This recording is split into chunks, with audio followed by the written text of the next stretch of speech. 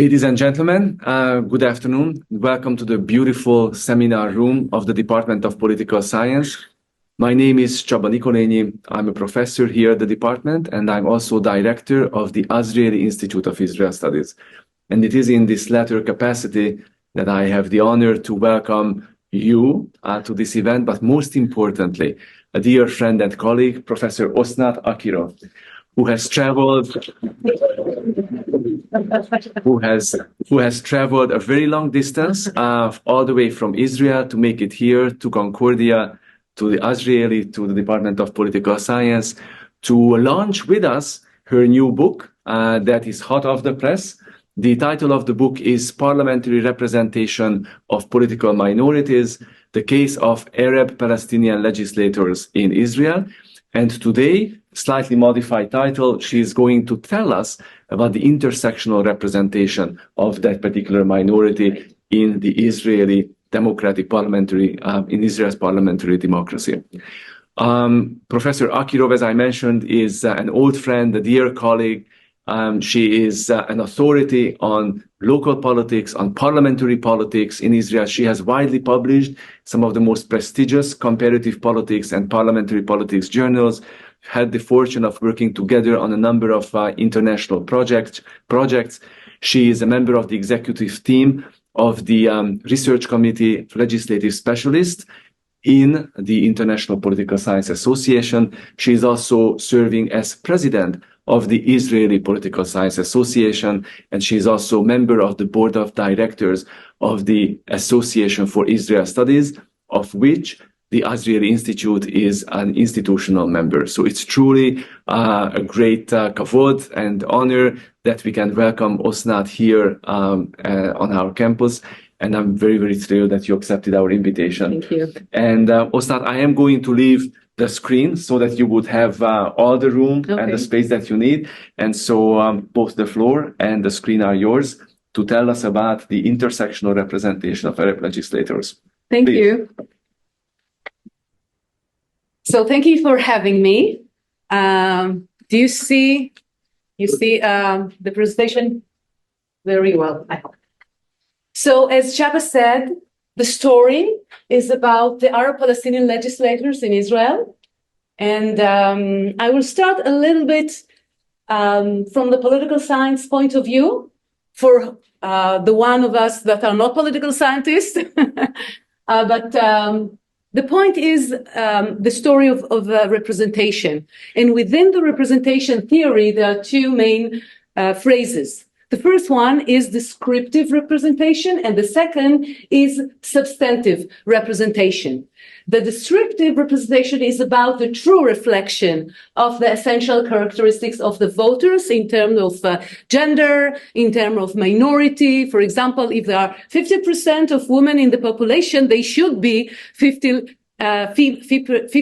legislators female in every parliament, similar to minorities like African American in America or Muslims or whatever the characteristic of a specific country. This is the descriptive representation, just the numbers. The second one is the substantive representation, meaning the content of the parliamentary activities of these specific legislators that's supposed to represent female, represent religion, represent race, and all the specific of a specific society. And the main theme, one of the main theme in the representation theory is that if you increase the descriptive representation, you will probably increase the substantive representation. Now, when we are talking about minority representation, previous studies indicated that minority legislators represent more the specific issues of their voters, meaning the minority voters. But then the question is about the intersectional representation. What happens when one legislator has several identities, starting with gender, female, African American, race, Muslim? Which part of that, which identity does he, she represent? So this is the intersectional representation, the overlapping identities that individual legislator needs to represent in parliament. This is the general context of my book.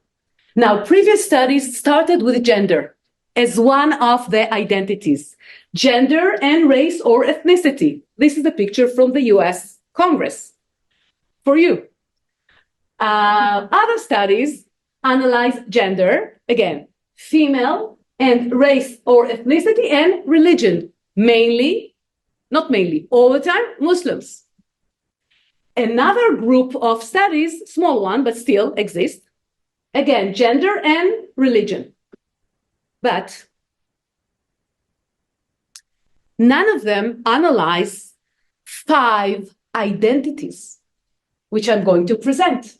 5 different identities which the Arab Palestinian legislators have. So the research questions of the book are 2.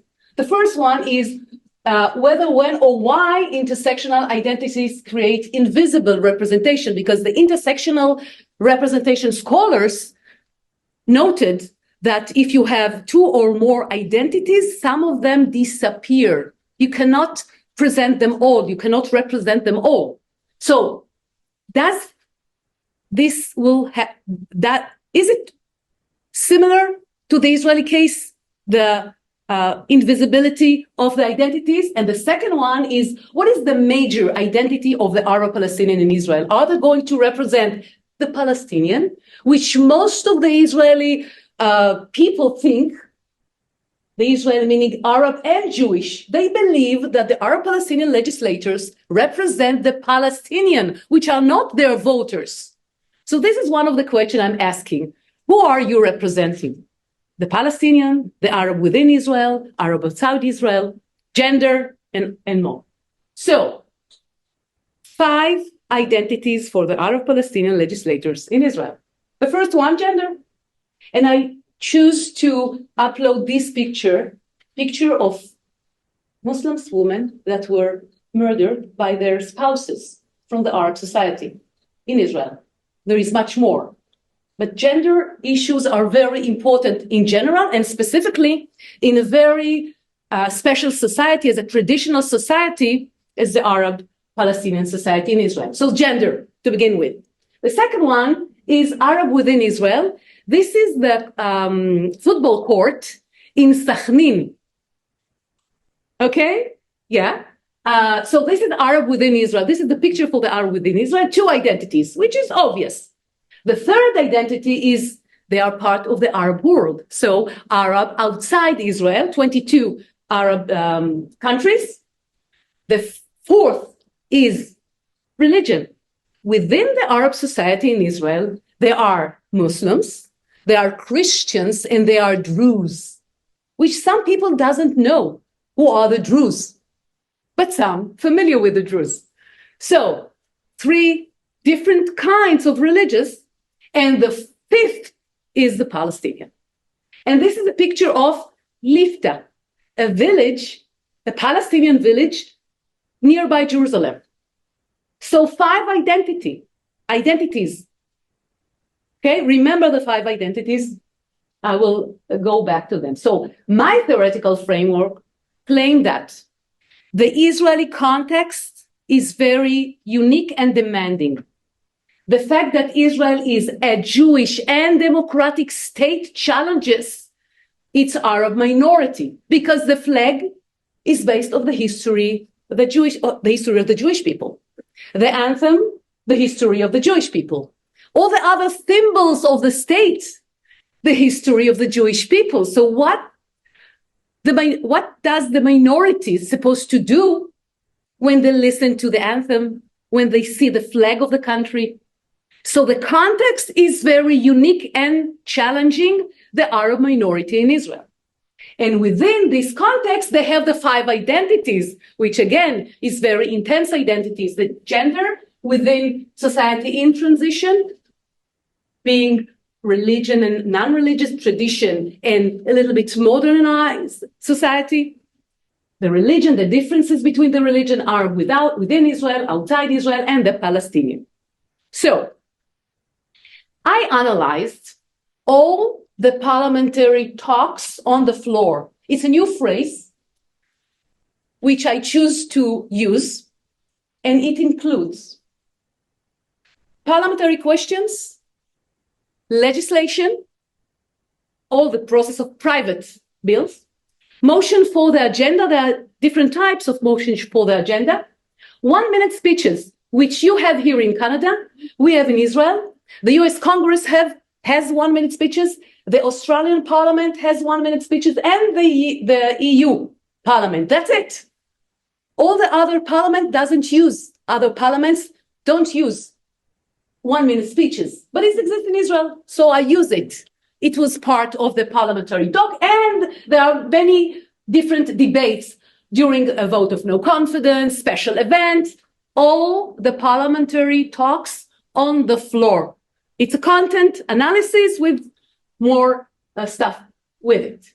So what I actually looked at previous studies, and I saw that most of them debated what is the best way to do, qualitative or quantitative. And I choose to mix them, to go both way in order to be sure that no one will criticize my work. And I think that using mixed research methods will help you to present a comprehensive picture. So, but the first part was using topic modeling. It's an automatic text analysis, which enables scholars to sort text with an unbiased way. It actually scans the entire text, looking for clusters of words, 20 words for each cluster, that their probability is higher together. And when you have 100 clusters, you are looking at the words of each cluster and try to give a title to each one of the cluster. It's a process, scholars do it before. And then each title, we, with experts, we put it with a specific identity. So in my book, Chapter 3, you just read the entire process. It's a long story to tell, but this is a short one. So I developed index, which I call intersectional representation index. So I took all the 5 identities for each Knesset term, for each individual legislator. So it was 100% of the talks on the floor. And then I calculated it as 100%. And what is the percentage for each identity? So for each legislator, there is 1 bar for each Knesset term, which is 100%. And within the 100%, you're supposed to see 5 colors for the 5 identities. Okay? Cool, right? I'm so excited. So the research population was all the Arab-Palestinian legislators since the establishment of the country in 1949 until 2019, the end of the 20th Knesset, because afterwards we had Corona, we have a lot of election, we had a lot of problem, or in Hebrew, balagan. Okay? So 70 years of content analysis of all the talks on the floor, right? So I can tell the story, and a very valid story about 198, almost 200 Arab-Palestinian legislators, all of them. I didn't sample, even though afterwards I did some statistics, and you do the statistics just when you sample something. I didn't sample, but I did the statistics. So again, very valid findings. I included legislators that have full term and partial term, because the partial term is 100% of the term. This is why I have almost 200. All of them, again, all of them. So few slides about the behavior of the Arab Palestinian voters. Okay, this is the information about the voter turnout of Arab Palestinian citizens from 1949 until the last election in 2022. The blue is the Arab Palestinian voter turnout, and the orange is the total one. You can see that at the first election, which they are citizens, so they can vote and they can be elected to the parliament, which other minorities in other countries are has less the option. So almost 70%. But see what happened in the third election. 91%, because they believe that they have something to say to the country. We are part of the minority. We want to be part of the country. And then you can see kind of the decrease and some fluctuation.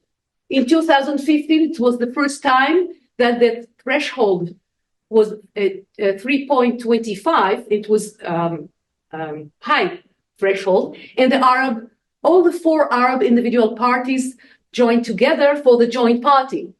This is why the Arab citizens came to vote much more compared to previous years. And here you can see the drop in 2021, significant drop. And then a little bit more, but still not enough, not enough. Because if you want to participate in the political life of your country as a minority, you have to come to vote. You have to say something. But just in general information. Now, here we are looking at their party affiliation. And this is a fun story because most of people think that until 2022, there were no there were no Arabs participating in the coalition. And by the way, Chaba wrote an entire book about party switching in the Israeli parliament. So he's familiar with all the story and all the names of the legislators. So people thought or think that there were no Arab legislators in the coalition. But look at the data. There are three options.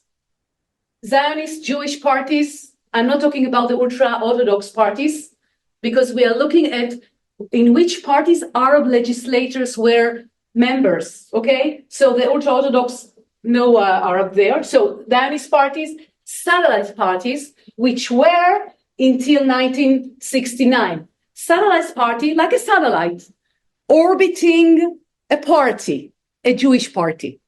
So it is an Arab party, but it's not an independent Arab party.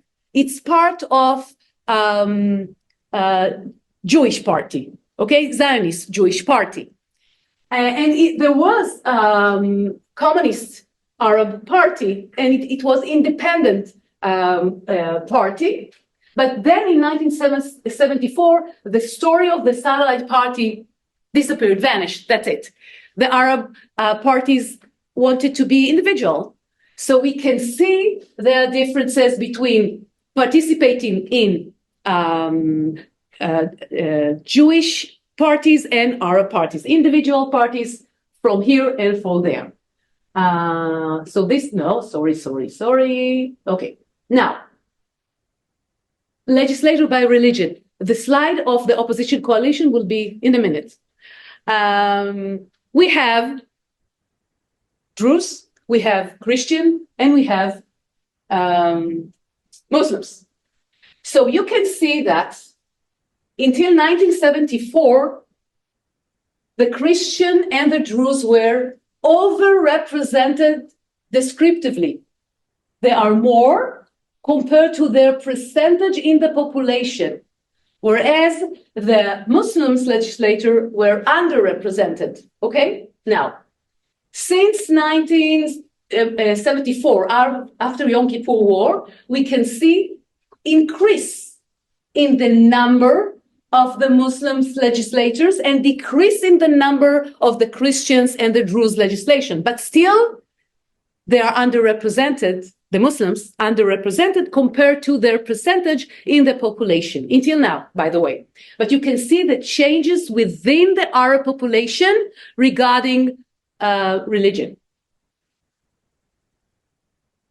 scholars that analyze the behavior of the Arab in Israel, the representatives and the voters, defined 5 periods, and this is how I organized the book.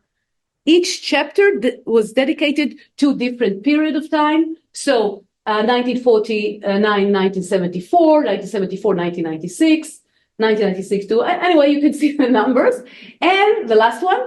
And in each part of the book, at the beginning of each chapter, I gave some general information about this time, about this period of time, like the military situation, the economy situation, and the challenges the Arab Palestinian legislators faced at the same time. For example, since the establishment of the country in 1949 until 1966, the Arab Palestinian citizens were under military rule. So they have to ask permission to move from one place to another from the military. It was dismissed in 1966. And, in 1967, we occupied the territories. So there is a different story for each time. This is how I organize the chapters of the book. Now, let's see the visualized figures of the intersectional representation index just for the first period of the time. Ta-da! 5 identities. The light blue is the identity of Arab within Israel. The dark blue is the identity of Palestinian. So if people will say to you, the Arab legislators in Israel invest most of the time, all the time, talking and taking care of the Palestinian issue, you will tell them, no, there is a new book now. And the new book can show you in a very definite way that no, you can see that it's 70, 80% in most of the places. And you can see that there are some changes during the time. And there are differences between legislators, and as scholars of parliamentary activity, we can say that they are not similar. There are differences. There are differences between them. You can see, for example, the yellow is religion. You can see this specific legislator. He is Druze. He invests a lot of time about religion, the Druze religion. You can see that the gray is gender. All of them here are male. The first female was elected in 1999. I will talk about it. But they do speak a little bit about gender issue, but not a lot. They are men. And the issue of Arab outside Israel, the orange, you can see the changes between the different legislators. But still, you can see that most of the policy attention they pay using their parliamentary talks is about Arab within Israel. And all the identities exist, which previous studies say, no, some identity will compensate other identity. So two examples of two, you familiar with him? Tawfiq Toubi, he is Christian, and he was a member of the Israeli Knesset since the establishment of the country for many, many, many years. Okay? And you can see, again, he invests most of his parliamentary talk about being Arab within Israel. And yes, you can see that at the beginning of his terms, the 5 first terms, he invested much more time about being Arab within Israel. And you can see that afterwards, definitely during the beginning of Lebanon War, 1982, you remember the Christian in Lebanon, and there are so many issues. And if you don't, just read about it in other books. But anyway, so Arab outside Israel was a thing in the Israeli politics. He invested a lot of time compared to the other identities. So you can see the changes. So the intersectional representation index allows us as scholars to analyze each individual legislator over time, as you can see, Tawfiq Toubi, and within each parliamentary term, the specific parliamentary legislators. You can compare between them. So it's a nice tool just to say a whole story, to tell the whole story. Coalition, and this is the slide I was talking before. So 1974, 1996, you can see the blue is opposition, the orange is coalition. There were Arab legislators, member in coalition since the establishment of the country. They were part of satellite parties. Okay? But the first time independent Arab party, by the way, Muslim Arab party, Ra'am, was part of the coalition, like really part, not like at the time of Rabin government, when the Arab party was outside the coalition, and they supported the coalition from outside, which we call it supporting parties, but they were not part of the coalition. So in 2021, it was the first time that entire independent Arab party was part of the coalition. But since the establishment of the country, Arab legislators were part of the coalition as well as they part of the opposition. Okay, so facts. Remember facts. The guys outside didn't let us to give them some facts. And this is the fun story, I have to say. Azmi Bishara. People say about Azmi Bishara that he invested all his time for the Palestinian people. Again, Christian legislator. So you can see that most of his time he invested talking and advancing attention to the identity of Arab within Israel. And the funny story is that in his last term, before he ran away from Israel, by the way, he dedicated less policy attention to the Palestinian issue compared to his previous terms. And yes, he spoke about Arab outside Israel, he spoke about gender, and he spoke about religion. The story of Azmi Bishara, that he was accused by giving some confidential information to the Hezbollah during the Second Lebanon War. And he ran away from Israel before he will face a trial. And since then, he is in Qatar, happily ever after. Happy, whatever, okay? He was a member in the Israeli Knesset. So even he invests most of his time not for the Palestinian people. So facts, and I prove it in my book. Let's talk about female legislators. So this is 1991, the first term when a female legislator, Arab female legislator was elected, and the blue is for Jewish, the orange is for Muslims, gray for Christians, and yellow for Druze. And you can see that the first one was Muslim, and then none of them, and then Christian and Muslim, Christian. And just in 2022 and 2021, there was all the religion of the Arab Palestinian. Druze female, Muslim female, and Christian female. Both of them were part of Zionist parties. And just in 2009, it was the first time that a female was part of an Arab party. Let's see their activity with pictures. 5 female legislators, that's it. Since the establishment of the country, were part of the Israeli parliament. And Hanin Zobi is the most famous, right? Hanin Zobi with the boat to Gaza. And everyone thinks that Hanin Zobi speaks a lot about the Palestinian issue. Well, no.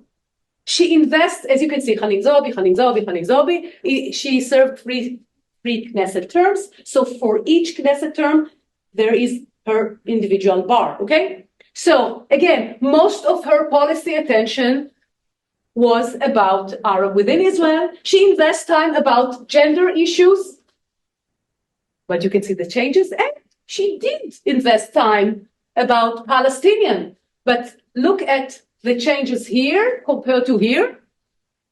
Still, most of her policy attention was about Arab within Israel. This is Aida Tuma. She's from Akko, by the way. And this is Nivan Abu Ramun. She is Druze. And Nadia Khilou, she's Christian. And Husnia Jabara, she is Muslim. Okay? So this is the story of the female. The 24th Knesset. I didn't do topic modeling for the 24th Knesset because it was out of the scope of the years. So I did annual content analysis, again, for all the talks on the floor. And here you will see the three leaders of the three Arab parties and their intersectional representation. So Ayman Oda, Ahmad Tibi, and Mansour Abbas, all Muslims, by the way, no Christians, the head of parties, each one of them is a head of party. And you can see that most of their time invested to the identity of the Arab Palestinian within Israel. You can see that, yes, they speak about the Palestinian people. They speak a little bit about religion, a little bit about gender, and what disappeared? Which identity disappeared? The orange one, Arab outside Israel. I'm just checking to see that you are with me. So they don't care, they don't whatever, but you can see that Mansour Abbas invests a lot of time about religion, about Muslims. And I have to say that Mansour Abbas, from my point of professional analysis point, he is the future of the leadership of the Arab within Israel. Because he was the first one to say, I accept the fact that Israel is the state of the Jewish people. He was the first one to accept it. He was member in the coalition of Bennett Lapid. At the same time, he said, I want that the Jewish state will accept the fact that I'm a minority. And I want the cultural right and the civil rights of minority. For example, that it will be okay to speak about the Nakba as part of the education because it is part of our history. For now, it's not allowed in schools to speak about the Nakba in Israel. In the universities, we can say whatever we want. For now. So, and he, for example, since he's a Muslim and he's a religion Muslim, the story of the LGBT is not his story, meaning it's hard for him to accept the fact that some of the rules in Israel are in favor of the LGBT community. But he says many times, I'm willing to compromise. I'm willing to accept other people which are not Muslims or which are not religious, because I believe that everyone has the right to live the way he thinks he wants to live. This is the new leader, okay? And you can see his talks. He concentrated of the life of the Muslims minority in Israel, the Muslims, the Arab Muslims minority in Israel. Still, the 24th Knesset, the previous one, we are now with the 24th Knesset. Here are all the Arab Palestinian legislators. And now let's go back to the descriptive representation. We can see that for 2021, 83% of the Arab are Muslims, but in the Knesset, they are 60%. 90% from the Christians from the Arab are Christians, but in the Knesset, they are 27% overrepresented, and Druze are 80%, and they have 30% overrepresented, as I told you before. We can see that female, it is a very important and significant increase, 27%, but still not enough. Remember, they are 50%. And big part of Arab parties, 60% Jewish party, 40%, and coalition opposition, 60% in the coalition and 40% in the opposition. And here is a nice story about the activity of coalition opposition during this government. There was a very important issue about the right to receive electricity to your house. But if you don't receive special permission to build your house, you cannot connect the electricity to your house. So within the Arab society, many people, many Arabs doesn't have the permission to connect their home to electricity. This is why they do connect their home to electricity, but it's illegal.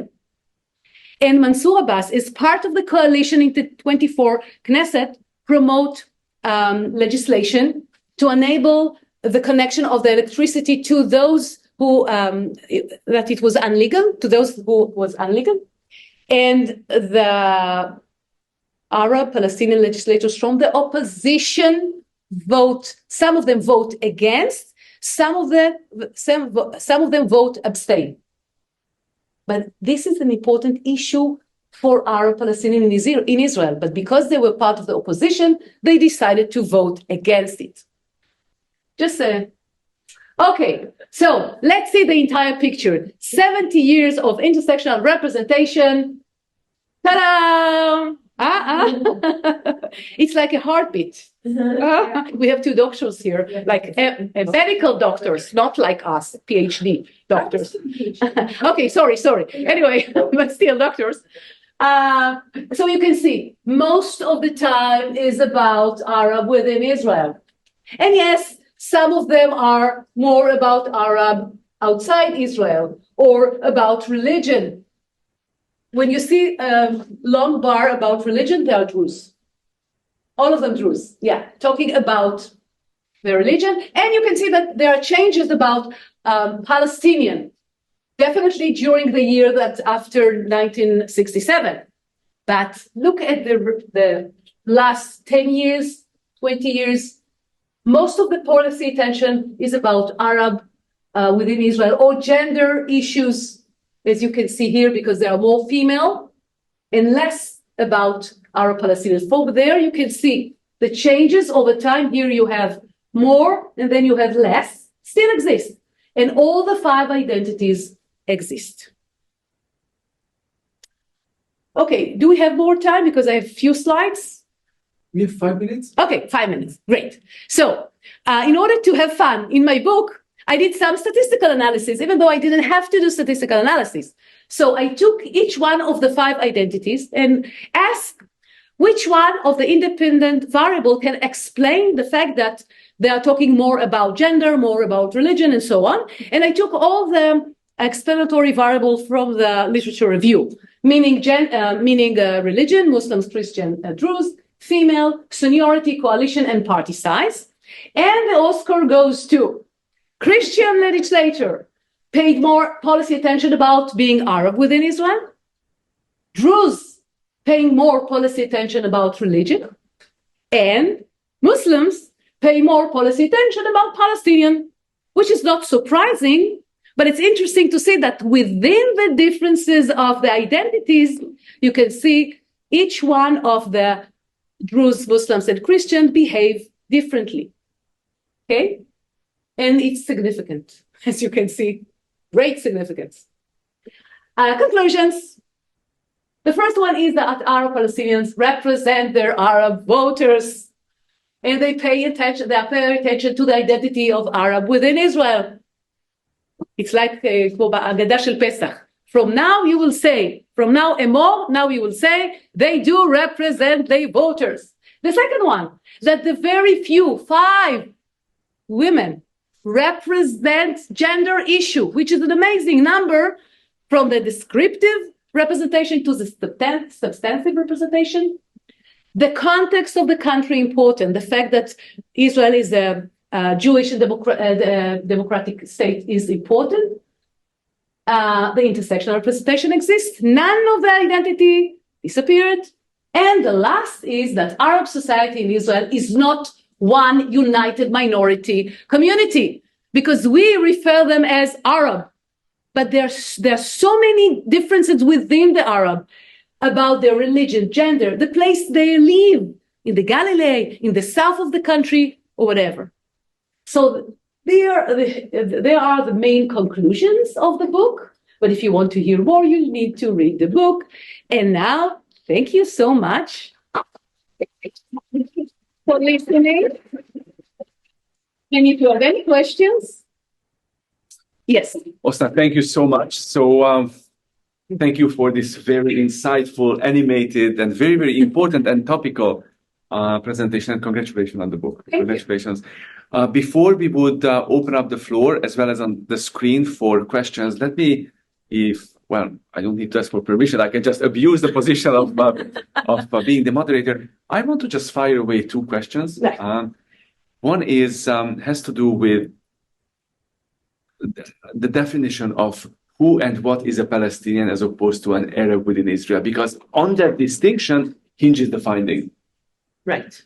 Right? It's possible, it's not unimaginable that there are Israeli Arabs who, and as the Israeli Arab society becomes more and more Palestinized, as there are greater and greater numbers of that society, of that community who identify as Palestinian, whatever it means to them, the watertight distinction between the two categories becomes a little bit blurry. So how did you think through that process? That's one question. The other question I have is about women. So the conclusions that you showed us, and it's a very powerful slide. Christians, Jews, and Muslim, Arab parliamentarians vary and they differ greatly in terms of their intersectional identity, the representation of the intersectional identities. But what about women? You can refer back to the chart that showed us the very few female Arab legislators. But do you think that their religious background matters? The numbers are very, very small in order to make meaningful conclusions from them, but still. Okay. So the first question is about how did I decide about each one of the theme. So again, I didn't ask about what is your identity. I just went to the talks on the floor and analyzed the talks on the floor. So the challenge was to look at each cluster, to see the words in the cluster, and then decide what is the title of each cluster. And then to see whether the topic of this cluster is relevant to Palestinian. So mainly it was about unjust arrest in the occupied territories or terrorism in the occupied territories. So there were specific words that help us, we were a team, help us to decide whether these clusters is part of the Palestinian identity, the gender identity. They are within Israel, for example, agriculture, oil industry. It's all about are within Israel, or housing, or infrastructure, or studying at the universities. It's all the daily problems in their daily life.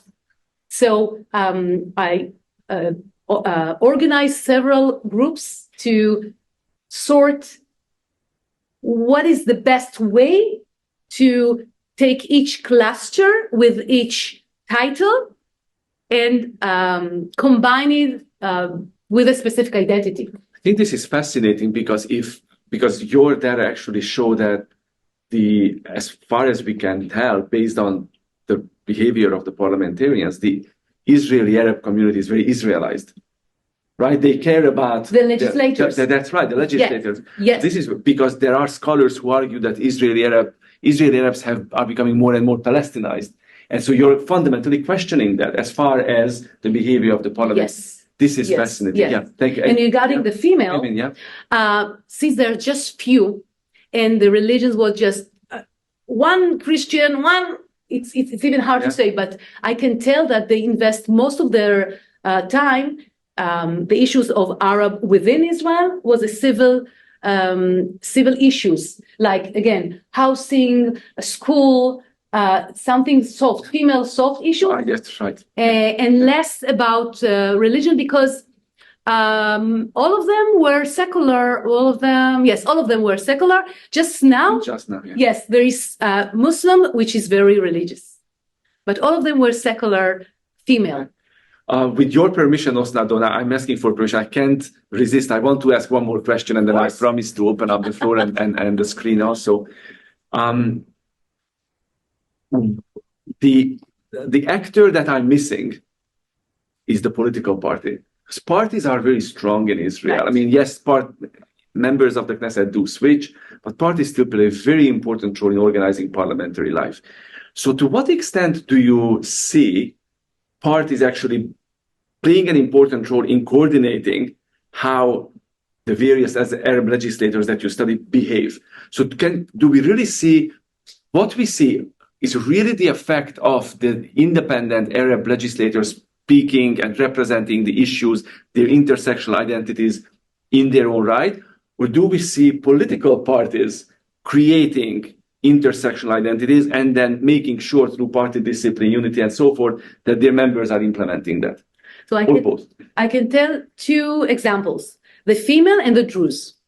The Druze were and still smart enough to be part of different parties. There isn't a Druze party. They will never pass the threshold.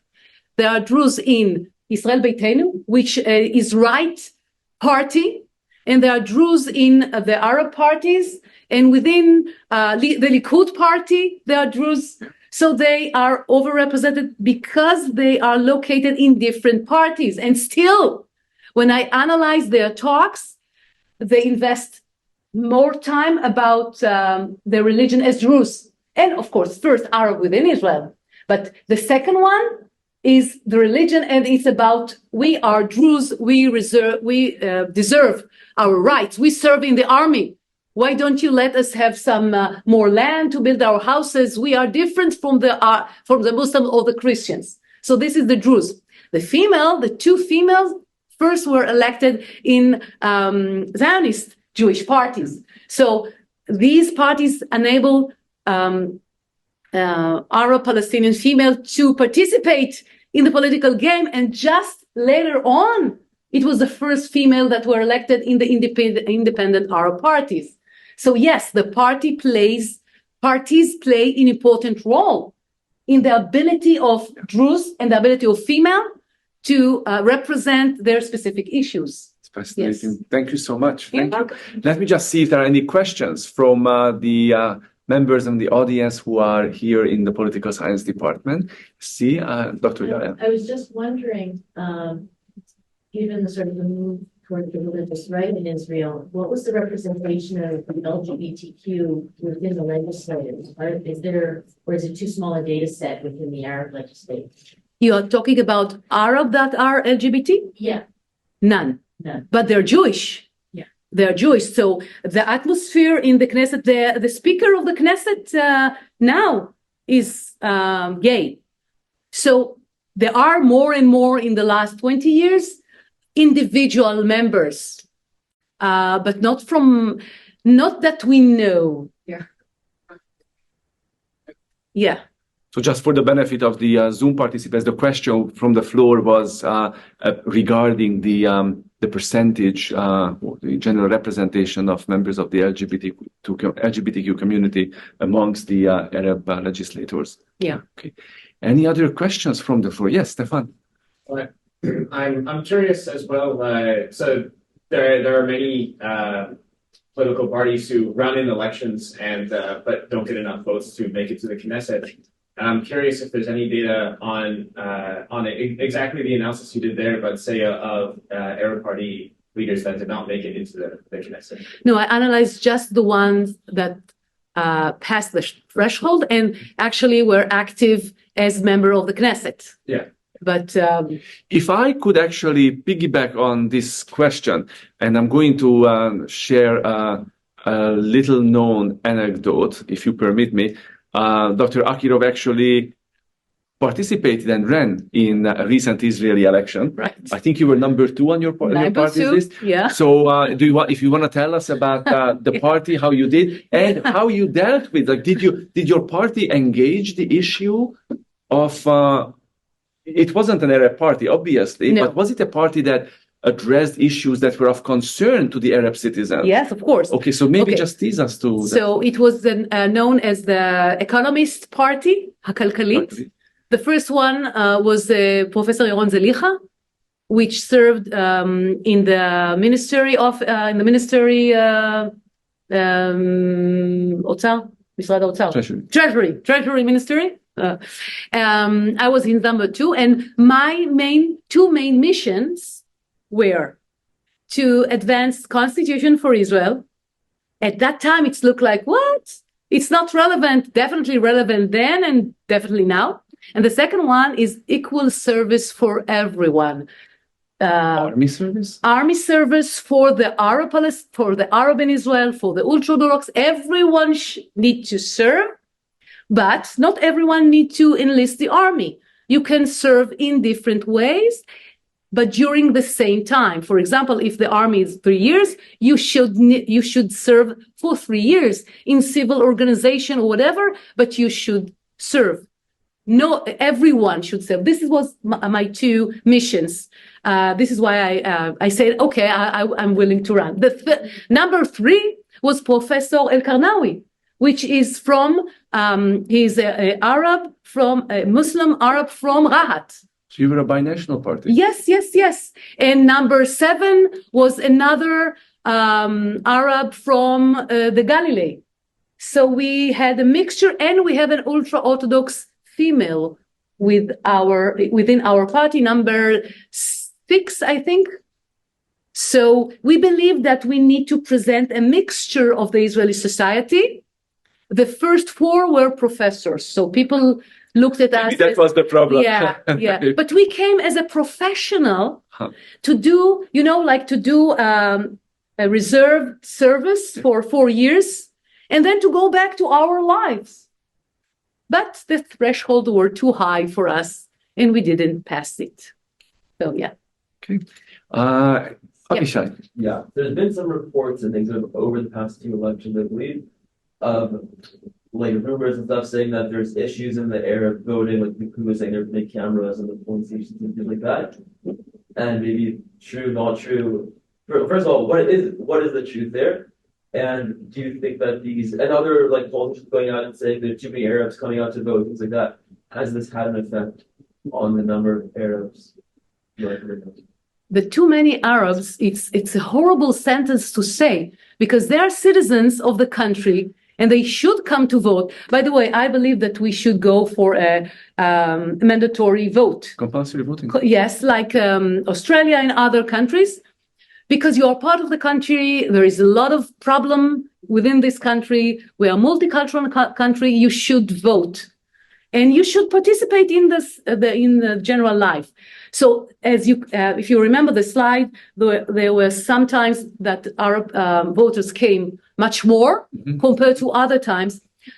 In the local government elections, in their villages, there are more than 90% of their turnout. Okay, because they feel that they can do something in their localities.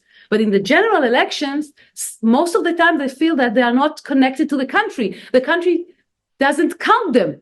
So this is why they don't come to vote. The story of the camera is the Likud at the time tried to advance, it was not legislation, just a decision that there will be camera to see who is coming to vote.